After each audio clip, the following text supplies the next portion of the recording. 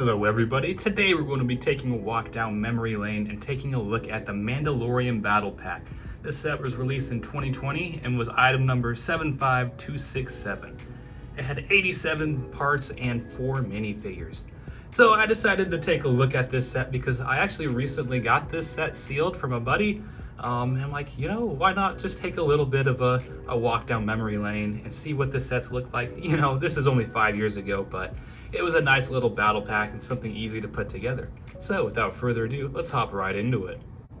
So taking a look at what is clearly the most interesting part of the set, we have 2 minifigures. So these are the first 2 Mandalorian minifigures, and these are both in the style of the female Mandalorian, because both of these have the kind of curved visor piece that we see female Mandalorians wear in the Star Wars universe. So these are pretty cool minifigures. These guys are super cheap still, and I get it. It was a battle pack and it was pretty cheap back then. The set hasn't gotten any more valuable. It released for about 15 bucks back in the day. So, kind of stinks a little bit when we were seeing battle pack prices increase to $22 now. But 15 back in the day, and the set right now is still only worth new about $20. But that doesn't discount these minifigures, because these are some pretty amazing minifigures. So this one on the right here, the helmet is molded in the green, just the standard green piece. Lots of pretty decent printing. And then the torso and legs are printed or molded in this dark blue, has brown hands.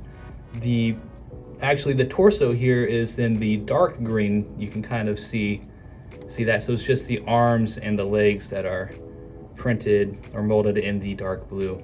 So this is a pretty amazing minifigure. Every minifigure does come with these stud shooters here. I was never a fan of stud shooters. I know a lot of people weren't a fan of the stud shooters, but they do have some good play value for kids.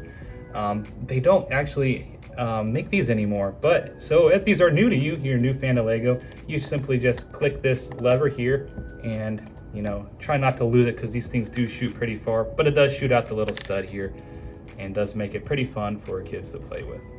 Both of these minifigures do include the cloth cape here that can go up, and you can see it does have pretty great printing on the back as well for something that you'll never ever see. Both of these minifigures do not have arm or leg printing, which is totally fine for a set of this caliber. The Mandalorian on the left here is also really great. Her helmet is molded in just the light bluish gray, and then arms and legs in the sand blue, and the torso is molded in the dark tan. So both of these minifigures do not have a face print. They're just molded in the dark black head there, which is totally fine, I think. I don't think they benefit or lose anything from a dark, just a black head there. They do have these visors here. The set includes 4 of these visors, or these rangefinders, and then also 4 of these regular clone visors. So they do have the helmet holes there that you can equip these if you don't like the rangefinder.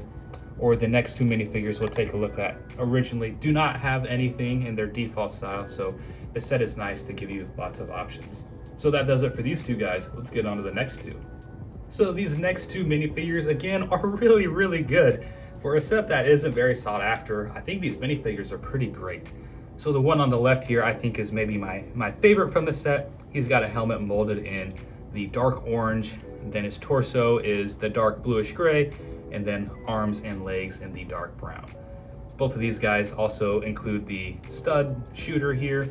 And again, as I mentioned before, no rangefinder or visor piece, but the set does give you plenty of extras, 4 of each to either swap or make how you want. So it is pretty awesome that you get the options for that.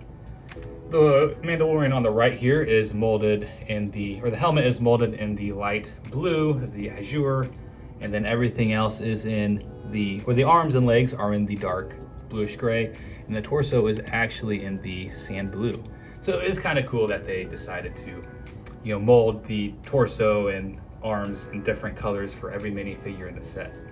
The Mandalorian on the right here does have awesome leg printing, whereas the orange one has no leg printing at all, which is a little disappointing, but I mean, what can you say? The helmet is definitely the coolest one. And he does have some pretty cool battle damage on him, so he's tried and true. He's been in his fair share of battles. On the back here, we can flip up their cloth capes, and you can see the printing on the back, just like the other Mandalorians, no arm or leg printing, and they also have the solid black head bolt there. I should not flip up the capes like that. That can crease them, but you know, whatever. It is what it is. But that does it for the minifigures. Let's get on to the builds of the set.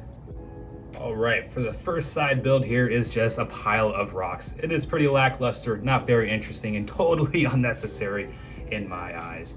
But you do get this little rubble pile here and a little tile here with an anti-stud or a stud on top that you can equip a gun, so he has a little cover to shoot and protect his friends from.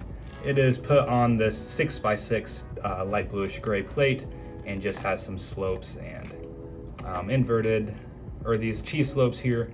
Does have a pin here to put additional weapons for your other guys, because if they're driving the speeder, we'll take a look at this here in a second, you may not want the gun on there, just depending on how you like to display or play with your guys. So you can put the extra gun on the back here, which is, you know, I guess a nice little addition. But don't have much else to say for this just pile of rocks. So moving on to the speed. So the main little build of this battle pack is this speeder that your Mandalorians can ride around in. This is built in the style of the old Separatist speeders that they used to fly around. So it's a cool little homage to that.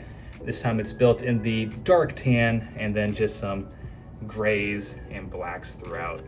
The speeder does have a little, you know, headlight here, and then some stud shooters that you can fire for your minifigures to fight with. The set does have some extra studs in case you lose them. They include 6 extra of these trans red studs. So if you lose some pieces, as you tend to do when shooting through the stud shooters, you can replace them. On the back here, it does have a little exhaust there, which is, you know, just little details that kind of make this, you know, battle pack build a little more interesting.